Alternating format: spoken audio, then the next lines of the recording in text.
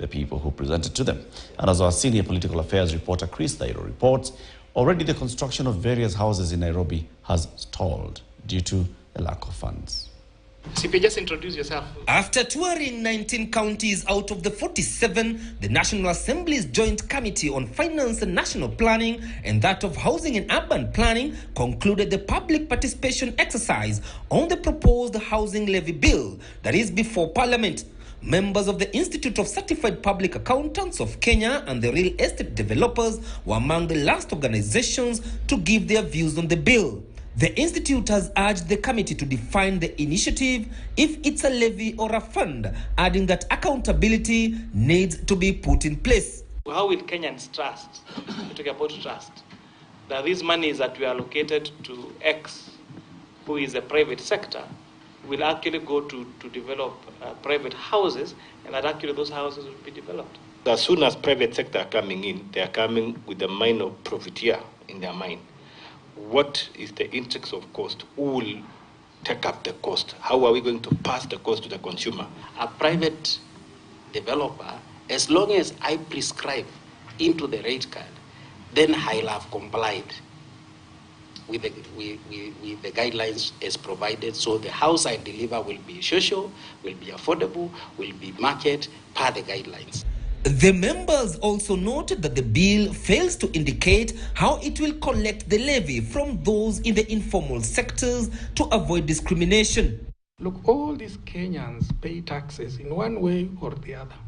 The mama mboga will get into a supermarket or a shop and buy iron sheets, buy sugar. There is tax on it. There will be a phone call by the border, excise duty will be collected.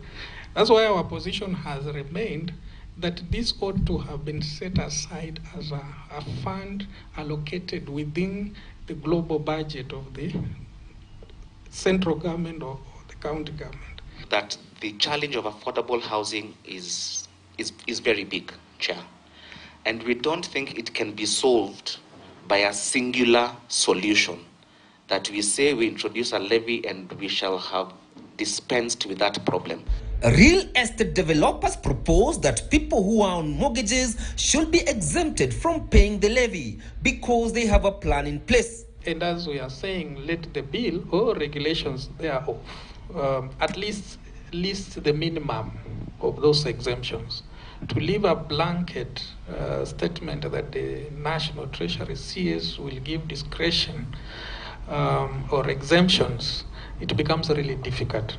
We need to increase the stock of affordable housing in Kenya by whichever means we do it. That we're in agreement. The only place where we're in divergence is how shall we fund the affordable housing. The bill, which was already tabled by Leader of Majority in the National Assembly, Kimani Ichung'wah, will now be ready for debate when legislators resume from the long recess mid-next month. Kwa bunge, tutatekeleza wajibu wetu wa kuunda sheria, tutengeneze sheria mpya ili mpango ya housing iendelee vile wananchi wa Kangeta wamesema. Tumesema iendelee.